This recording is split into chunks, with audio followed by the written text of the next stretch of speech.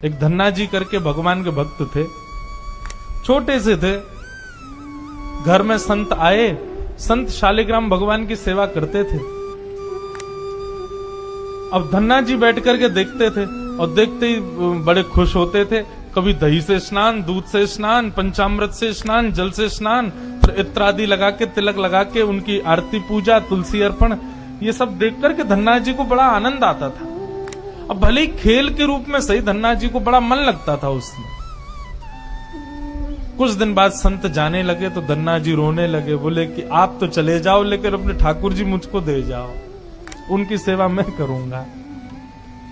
अब तो इतना रोए, इतना रोए, इतना रोए धन्ना जी की संत का निकलना मुश्किल हो गया। तो संत ने क्या किया, रात्रि में धन्ना जी सोए तो बाहर से काला काला एक पत्थर ले आए और उस पर ही इत्र आदि लगा के, उसको तिलक विलक लगा के उसको सिंहासन पर बैठा दिया और अपने ठाकुर जी को नीचे बैठा दिया। धन्ना जी सुबह बोले, संत जी आप मत जाओ, छोटे बालक। संत बोले, अच्छा देखो, अंदर आओ मंदिर में। मंदिर में गए तो बोले, देखो वो तो सिंहासन पर ठाकुर जी बैठे और नीचे हमारे ठाकुर जी बैठे, बताओ तुमको कौन से चाहिए।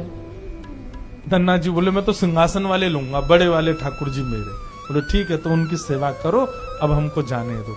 अपने शालिग्राम जी को लेकर के संत चले गए।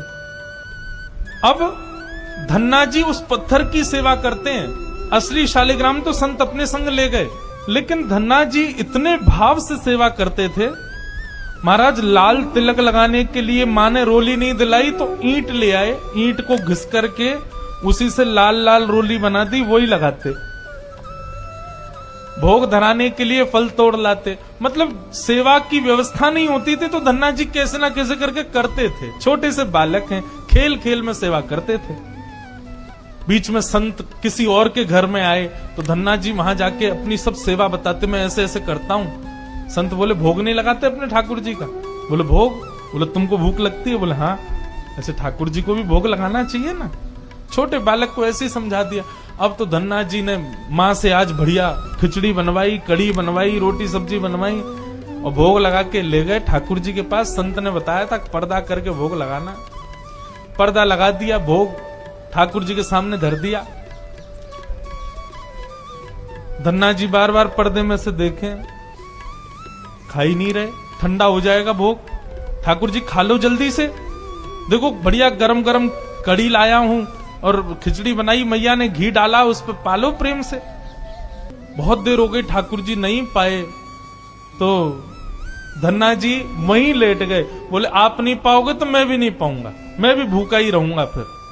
अब इतना सहज सरल प्रेम धन्ना जी का, भूखे प्यासे धन्ना जी पड़े हैं नीचे, छोटा सा बालक है, ठाकुर जी से देखा नहीं गया। इतने में ही महाराज लेट गए धन्ना जी, उनको चटकारों की आवाज आने लगी। चटकारे, जैसे कोई आदमी को ज्यादा स्वाद आए तो अपनी उंगलियां चाटता है ना, तो जब चट चट आवाज आती है चाटने पर, ऐसे चटकारों की आवाज आई। धन्ना जी बोले, ये चटकारे कहां से आ रहे हैं। जैसे ही पीछे देखा पर्दा खोल करके तो नन्हे से बाल गोपाल प्रकट हो गए हैं और धन्ना जी के सुंदर प्रसाद को स्वीकार कर रहे, पा रहे हैं। असली शालिग्राम नहीं थे धन्ना जी के, पत्थर की सेवा करते थे, लेकिन भाव और विश्वास इतना ठाकुर जी के प्रति, ठाकुर जी प्रकट हो गए। अब धन्ना जी थोड़े बड़े हो गए तो घर की गैयाएं चराने जाते थे और अपने ठाकुर जी को जेब में धर के ले जाते थे। और गैया जब चरती थी तो पेड़ के नीचे बैठ के ठाकुर जी को निकाल लेते और कहते, ठाकुर जी अब कोई ना आए, प्रकट है जाओ। सो ठाकुर जी प्रकट हो जाते, धन्ना जी के साथ खूब लीला करते। एक दिन ठाकुर जी ने धन्ना जी से कहा, आज गाय चराने नहीं जाओगे। बोले आज हमारी बुआ जी आई हैं, घर में बहुत सारे मेहमान आए, आज हम नहीं जाएंगे।